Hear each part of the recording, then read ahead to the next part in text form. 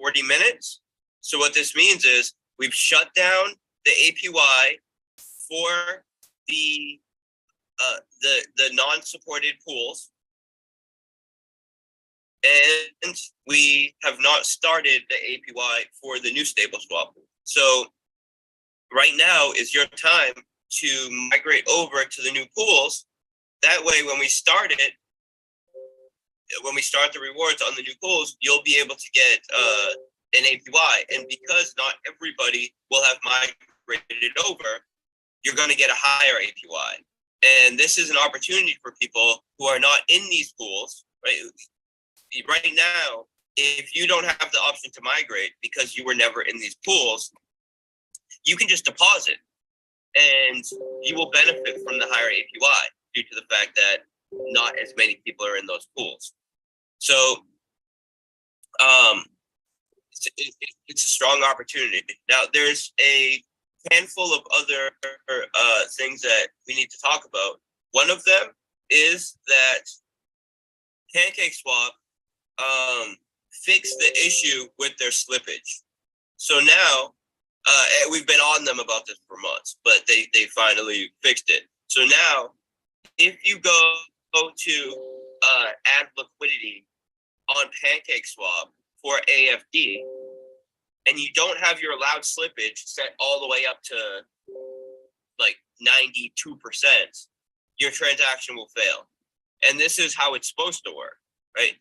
Allowed slippage is supposed to be a function where you set the percentage below the current exchange rate that you're willing to accept in tokens. And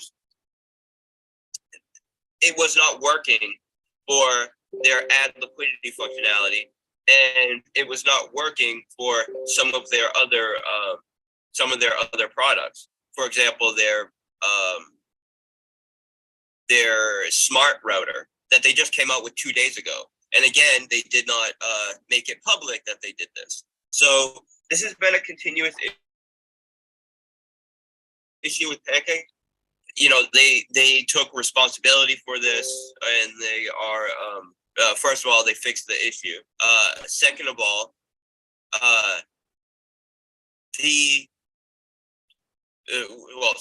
we started a group. So we specifically so what happened was, let me just give some context and background to this. So about 3 or 4 weeks ago, they launched this stable swap functionality. And because they did not give a proper heads up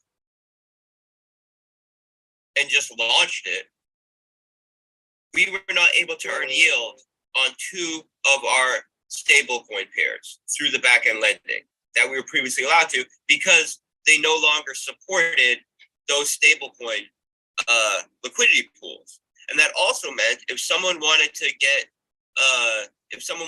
in our farm for those 2 pools, and they were not already holding those LP tokens, they couldn't get in because those LPs were no longer supported by PancakeSwap. And if we had gotten a forewarning by PancakeSwap that they were going to be doing this, we could have already done the development. So as soon as they went live with it, we were ready to push the update. DMs, forex? Yeah. Hello? DP. Yeah, just check your DM. Oh. Yeah. I muted for a second because my dog would bark.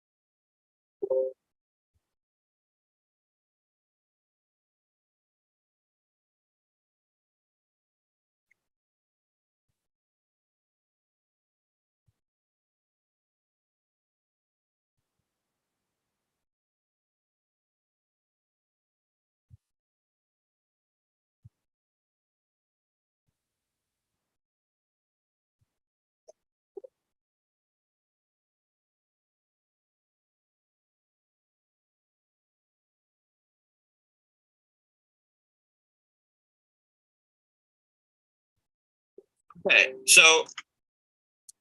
uh, so we initially set the migration amount to 0.001 to test it, and we were testing it this morning to um we were testing it this morning to just to make sure it worked, and we didn't want to migrate their full funds, obviously just for a test. And my front end dev just told me that the setting was still set to 0.001 to migrate 0.001% of people's funds. So give me one second. Let me just make sure that he updated that. And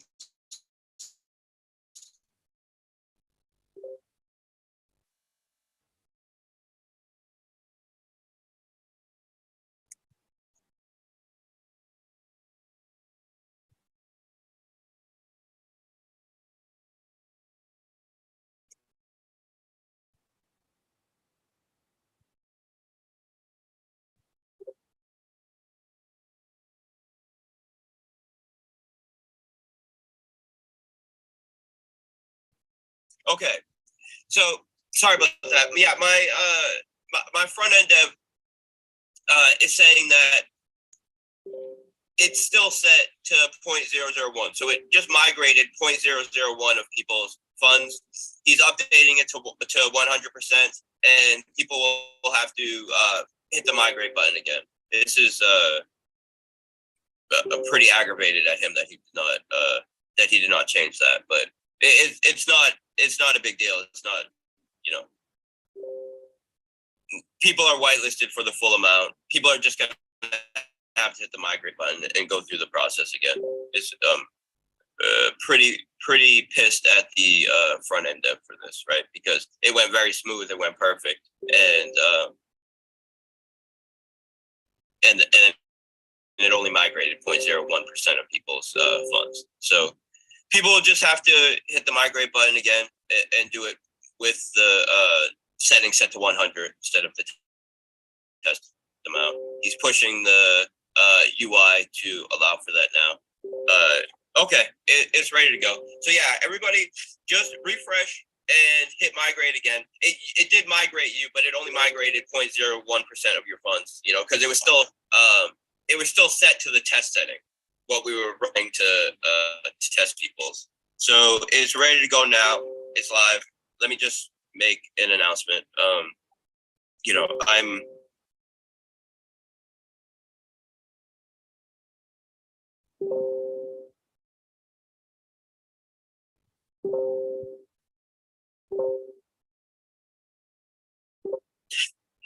this is how people get fired. All right. So it's all good.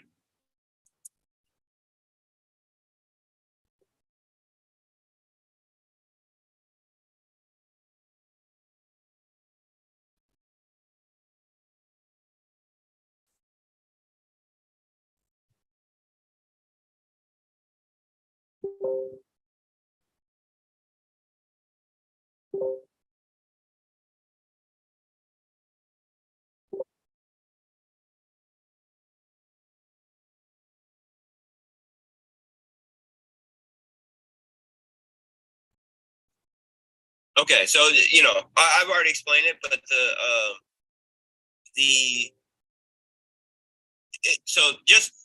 I'll just explain it one more time before I announce it. So we were testing this. We've been testing this for days now, and we wanted to test it live with our contracts on mainnet. And but of course, if we were to migrate people's funds on mainnet before it was ready, they would not be earning yield on what was migrated. So we didn't want to migrate their full funds over. So what we did is made the settings so it would only migrate 0.001% of their funds over. And we tested it, everything's working perfectly, all of that. And then and then we went live, we told people to migrate, and then my front end dev said, oh, it's still set to 0.01%. I have to move it to 100% and push that update so people can migrate the rest of their funds. So you know, it's these things are not acceptable, and there will be repercussions, right? But at the end of the day, it's just people have to do the migrate again. So whitelisted for the full amount. There's no issues.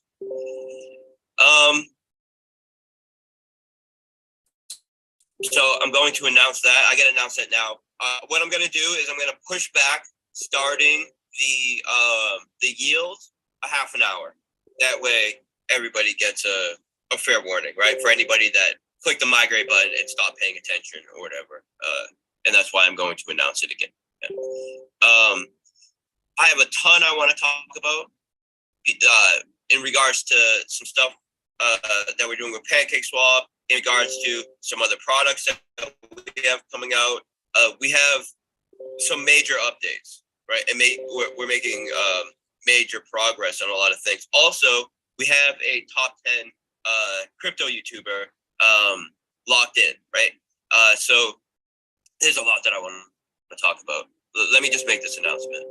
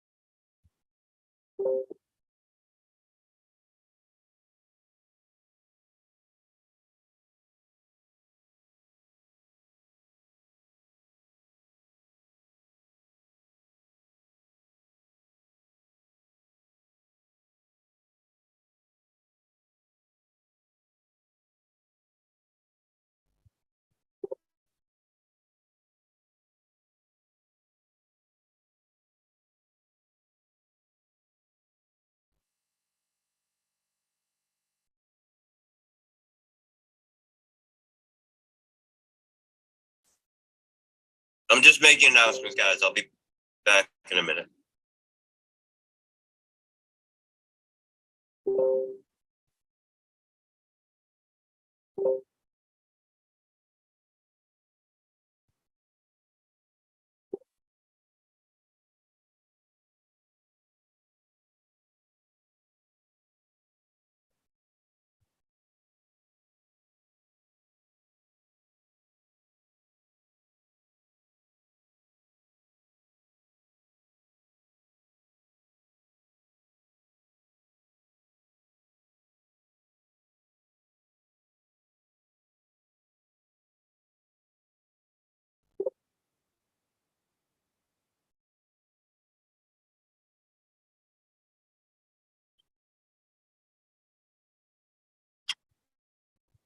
to the Animal Farm community in the building.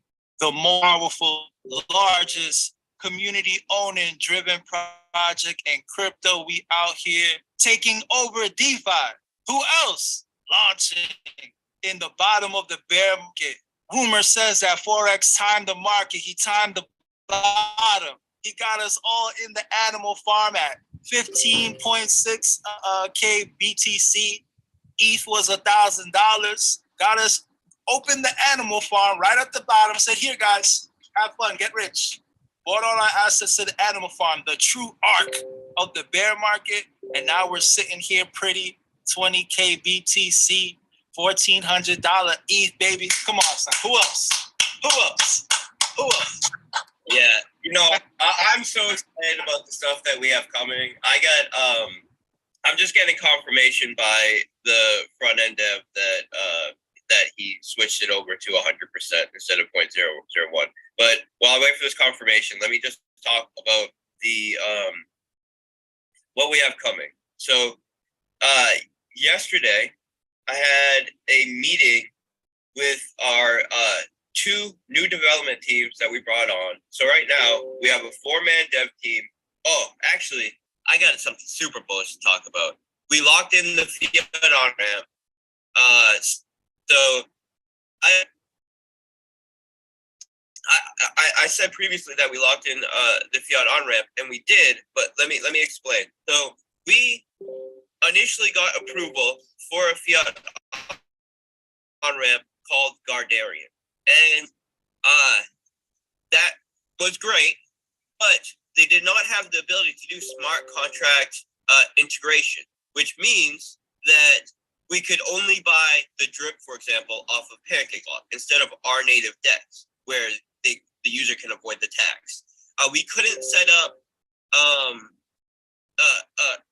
incentive structures for people to come in with fresh capital. For example, if you buy fresh drip or fresh AFP or fresh AFD and immediately stake it, immediately lock it, we'll give you say a 20% break on the tax. So there's some games that we have built that we have that are in the process of being built, and actually we have a follow-up meeting with them tomorrow where they say that they should be essentially good to go tomorrow with it, but we're going to launch it with the new UI. But they will be giving extra credits to people because it's a gaming thing where you buy credits with drip. You play the game and you win both team and individual high score rewards, and those rewards are paid out in drip, and we're going to open up for our other assets as well, but we're starting with drip. And they're going to be giving extra credits in the game for people that buy on-ramp because we know that's fresh capital coming in. So we wanted the ability to have these incentive structures for fresh capital coming in. And you can only do that if you have smart contract integration. Also, privacy. We want to set up a model where people can buy using their credit or debit card, and then it hits a privacy layer on chain that that dislocates the wallet that's associated with their credit and debit information with the wallet that actually gets the tokens at the end. This way, we're creating a breaking point there for an additional layer of security and privacy for the user. And you can only do that with smart contract integration. So although we were very happy to get approved by Gardarian, they were not able to do all of the stuff that we wanted to do. So what I did was reach out to MoonPay, reach out to Transact, reach out to Globant. We reached out to all of them, right? And Transact only had a centralized model, essentially. So what we would have had to do to work with Transact, but the Transact did have smart contract integration, but to get approved and listed by them, it required us to create a company. And creating a company and essentially centralizing the platform in that way is not something that we're willing to do. We're a fully DeFi product, and the ownership of the platform is represented by the stakers of the AFP token, not by some company, right? Some registered company. So we turned that down, and the other option was Globians. Now Globians,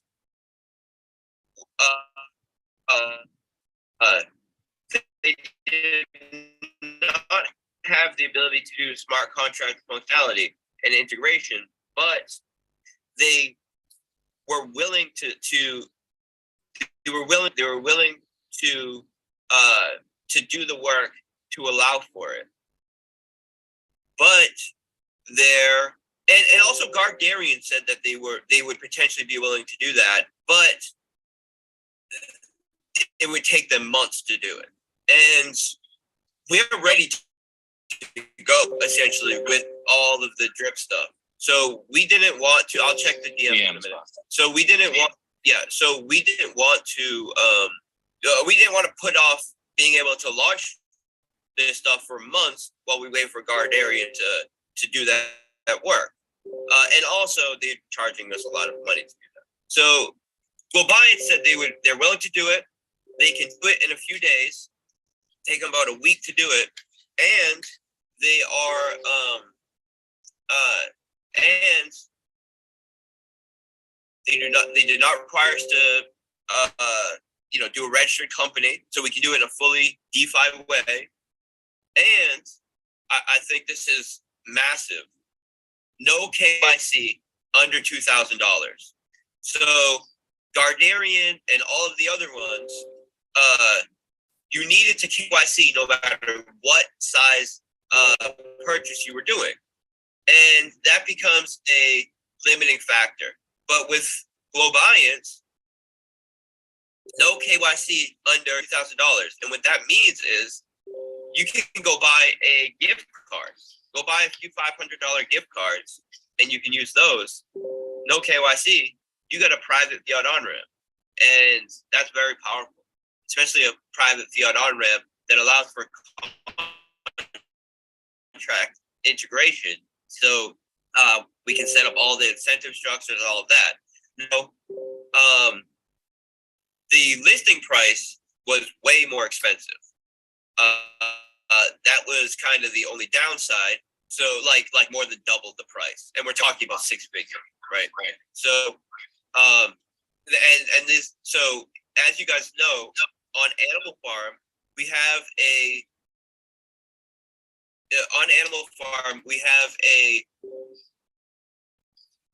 sorry, I got distracted because I was waiting for people to say. Yeah, I will check the DMs. Give me a minute. I got the Discord up. I think what's going on.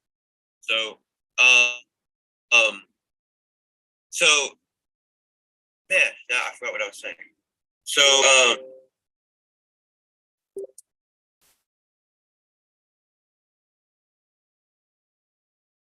yeah, now I don't even remember what I was saying, but it's anyways. Oh, okay, now I remember what I was saying. So with people know with Animalfarm, we have what's called a platform fee. So we have our fees are kind of structured and fractionalized in a way where there's fees associated with marketing, fees associated with development, fees associated with platform, and all of the and then all of the distributions to the users, right? And some people might have been wondering, what is the platform fee used for, right? And this is exactly what the platform fee is used for. But paying for costs associated with the platform that is not specifically marketing and is not specifically development, right? Because we want to be fully transparent, and we want to,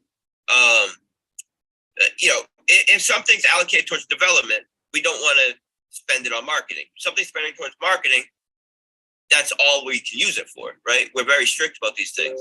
So we needed an additional allocation specifically for costs for the platform that are not marketing development.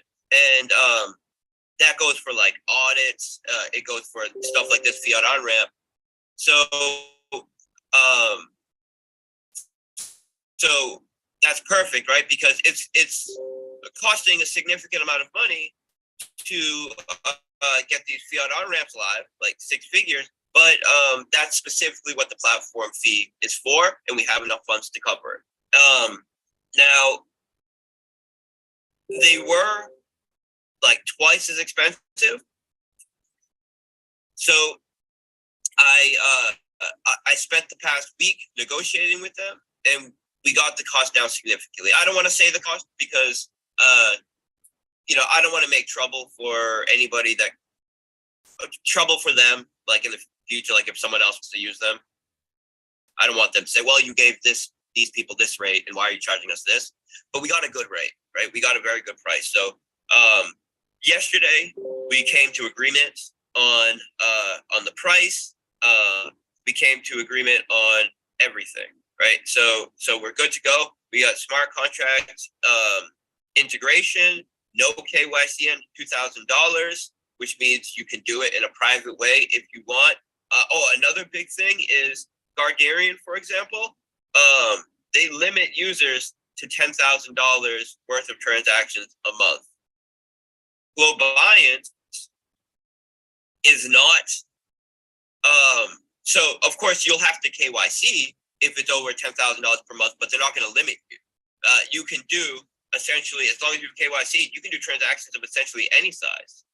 So it's very, very, very powerful. It's the best fiat on-ramp you could possibly have in all facets. So very excited about that. BP came on our team in October. And one of the first things I put him on is communication with fiat on-ramps to get this thing going. And we've been working on this since October, just making sure we have the most optimal setup, right? Because I want to make sure that things are perfect the first time, right? I want to make sure that if we're going to be spending a ton of money, which is coming from users, it needs to be the most efficient use of their funds possible, and that's what we have here. I'm just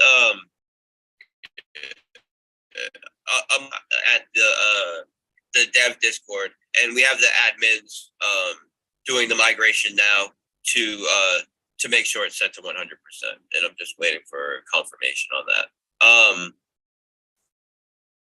So the fiat on-ramp is huge, right? Another big thing that we have is Dogs Roulette.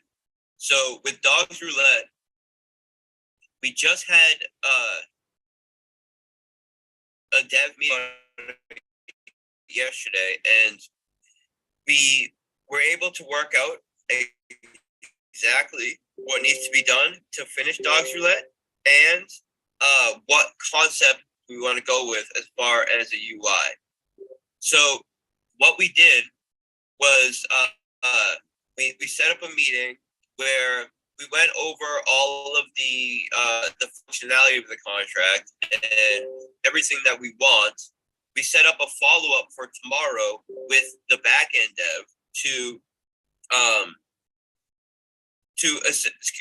give him 48 hours to review the current state of our contracts and determine whether they're doing everything we need or not. And then the follow-up tomorrow is to determine, okay, what are our current contracts doing? Are they doing all the things that we discussed that we want them to do? Because we were working on the Dodge Roulette contract like 8 months ago. So we just need a little bit of a refresher on what the state of the contract is, what exactly we wanted to do.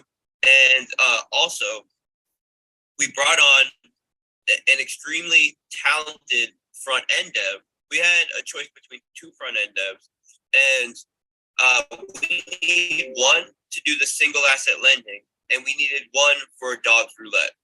And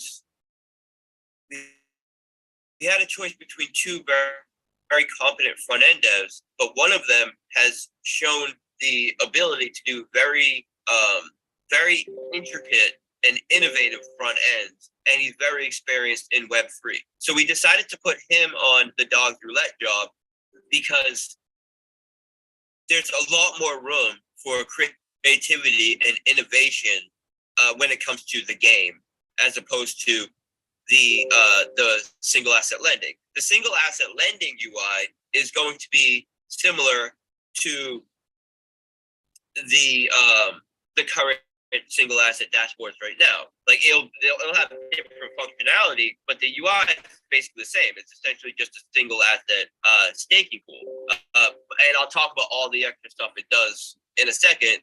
But as far as like the user interface, it's not really any different from what we already have from a single asset staking. So that's fine. So we decided to put the more, okay, they're telling me it's live now. So let me just wrap up what I'm saying now. Okay, it's not live yet. They've tested it. It's good to go. They're about to push it live to the site. So just give them a second. I'll tell you when to go. But I'll just continue talking about this for now. So what we decided to do is so we had the more both the front end devs are very competent, but the one that has showed the ability to do like super innovative, very high end front end stuff. We decided to put him in charge of the dogs roulette game because there's a lot more room for what we can do as far as the game UI for dogs roulette than the single asset lending, which is just a staking. And I gave him a couple concepts of what and we have a follow-up next Monday or next Tuesday. I'd have to check my schedule, where he's going to present a couple of concepts that he came up with that for the UI, and by that point, we'll have all been on the same page about the functionality perspective because we have a follow-up about that tomorrow, and that means next Tuesday we can be in a position where we're essentially just putting the UI together for dogs roulette. We should be able to get it out very quickly and with a very cool user interface, which is completely gamified. It will not feel like you're interacting with smart contracts. It will feel like you're on, like stake.com playing one of their games. That's actually some of the concepts that we looked to when we were deciding how we're going to put it together. So that is, obviously extremely bullish. And because we already did a lot of the groundwork here, this is why we decided to go with that, get it out quick. And it is something that's going to be very big for the project. And then, so before I talk about the next thing, let me just check to make sure.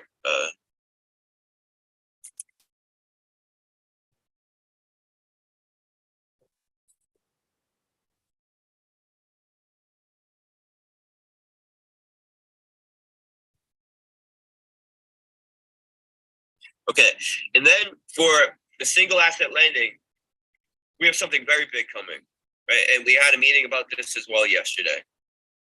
What the single asset lending is going to do.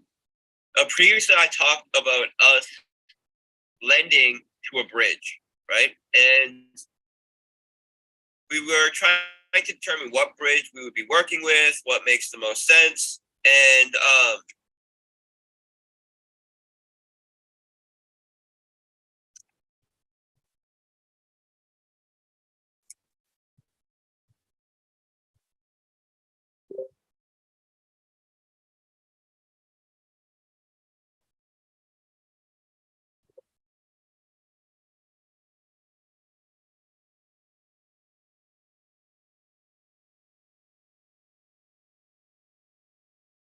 Just verifying. I think it's live right now. Yeah, so you guys can refresh and hit migrate again. It migrated 99.99% of your funds last time because it was still set to the test value. So you have to refresh first, though. You have to refresh before you migrate. So I'm gonna write this announcement, and then I'm gonna come back and talk about this single asset lending because it's something that's it's very big, right? It's essentially doing what YFI does on the ERC20 network, but it does it in a way that greatly increases the yield that people can earn. It has as much or more utility than YFI, but a improved model that allows for significantly more yield, and it's going to be extremely attractive, right? Extremely attractive to anybody that is interested in single asset staking and everybody that is currently in these bridges, because what it does is aggregate across multiple bridges to ensure that the asset that you have staked is getting the highest yield based on your back-end lending, and then takes the yield that you're earning, swaps it for your principal, and compounds it back into your principal. So not only is it aggregating across multiple bridges to ensure that you're getting the highest yield, it's also auto compounding for you. So it's, and we're going with very secure, low risk DeFi bridges. We're going with the bridges that are recommended by Binance. So if you go on Binance.com and you do try to use their bridge, they will say, oh, you have to KYC to use the bridge or use these DeFi options. And those DeFi options are what we're going to be offering because we did our due diligence. Binance has done their due diligence. These bridges have been around for years. They've never had an issue. The yield that they pay out on single assets is better than the yield that you get on single assets from any other bridge. So it's a great low risk way that we can allow our users to earn an extra 15 to 25% compound interest on their single assets. And when I say compound interest, this is paid out in your principal. So BNB, BUSD, your stable coins. So being able to earn 15 to 25% APY compounded in your in stable coins and in BNB is massive. And especially considering that we're doing it in a way where we're not taking on any additional risk that you would be exposed to just getting into the bridge, right? Just being a staker in the bridge. And on top of that, we have our incentive structure built on top of that for the AFD and AFP model, right? So it's very powerful. 80% of the yield that's earned on the back end, or some percent, we'll have to work out the exact percentage, but it's likely going to be something around 80% will be auto compounded back to the user stake. The other 20% will be used as a cash flow for the dog pound, and of course there'll be a small dev fee on it, just like the small dev fee on our current pools, which is like 0.4, 0.6%, right? So okay, let me just make the announcement.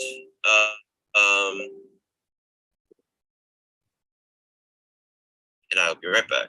If you're listening to this now and you migrated already, just hit refresh and hit migrate, and it will migrate the remainder of your funds that were not migrated because it was still in the test setting. And there's no downside. It's not going to break anything if you do it when you didn't have to do it or whatever. So we're good to go. Let me just make this announcement.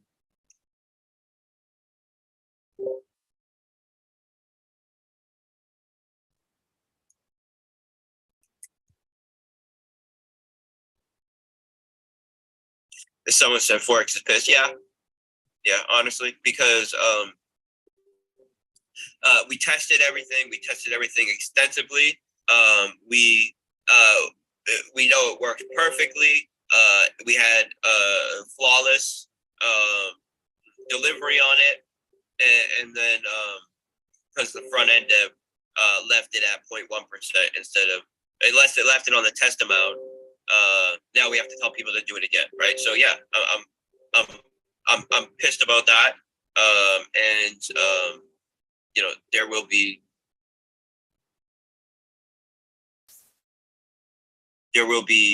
repercussions. Yeah. So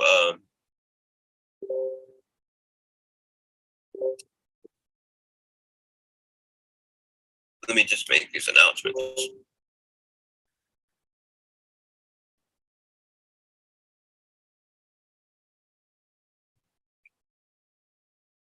And you know what, I was actually talking about this on live stream, right, guys? Because remember, forex has major responsibility.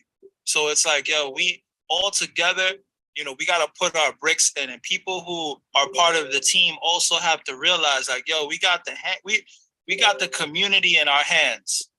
So when we're doing our diligence daily, putting our bricks in daily, everybody assigned to their specific task, everything has to be 100%, 150%, 1,500%. You have to give it your all. So when something falls a little bit short, forex as mighty leader, he got to make sure that things is tight, because at the end of the day, people are going to look to forex to say X, Y, and Z. And that was something that we had to deal with going from V1 to V2. So at least you guys got to see it. Like, this is just me saying this. I'm glad that you guys got to see it, with your own eyes, that sometimes it's because of somebody, not living up to their full potential of what they're capable of, something, has to get, redone or adjusted. But, forex is always going to maintain that high standard, that high quality, so that way we have the best product in DeFi, period. Yeah, and when it comes down to anything where it's like user funds are for whatever reason, like for example, migrating the liquidity over from V1 to V2, when it comes to anything where user funds could potentially be at risk, either in our day-to-day operation, like the Animalfarm running, user funds are not exposed to any custodial risk at all. Now, for example, when we did the liquidity migration, I had to do that manually, and in that case, I'm the one that handles it personally. I'm the one that makes sure people I handle it personally, and I ensure that we have no issues because I handle it myself. Now, when it comes to, I can't do everything myself, so when it comes to doing some of the supporting things, so let me just say, for example, we had to pass the data of who was currently staked in the MasterChef contract to the new pools, so people could get whitelisted on it. Now,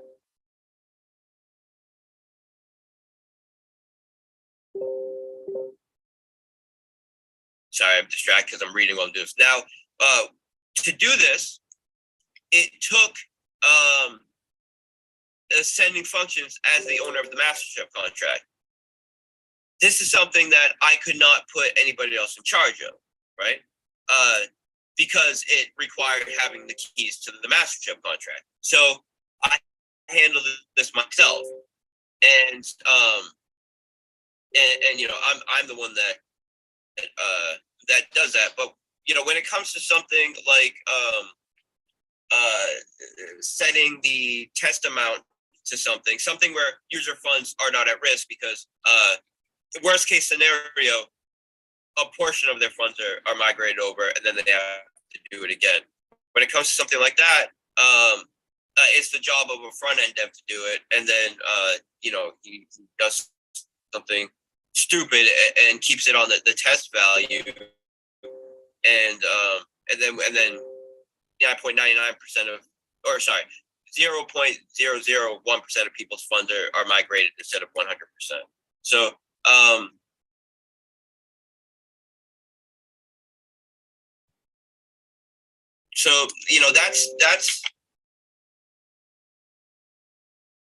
that's the basic scenario, right? It's that whenever it comes to a point where user funds or there's some major security implications there, I will never delegate that work ever. And when it comes to things like this, where user funds are not at risk, but there's some kind of functionality that needs to be added, which requires some work, there always needs to be some delegation if we're going to be doing the large amount of development that we're doing. But if someone fucks up, there's consequences, right? So this is why BB is not on the team anymore. This is why Sans is not on the team anymore. This is I won't talk about what's about to happen now, but people are not going to be on the team. So, and that's fine. We have some very good front end devs that are ready to go. And we just hired 2 additional ones that are ready to go. So, it's very hard to get good work, right? Very hard. And we were making adjustments anyways because our current Animalfarm UI guy has a full-time job and he's a full-time student. So he couldn't make a full commitment, the commitment that we needed. So we were going to be moving on anyways, but when something like this happens, then it's like, okay, well, that's locked in, right? You will not be handling anything anymore.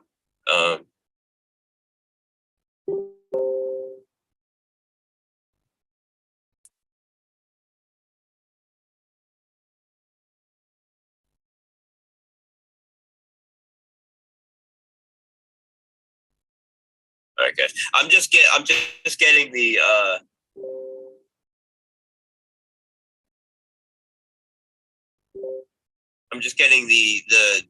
details, right? So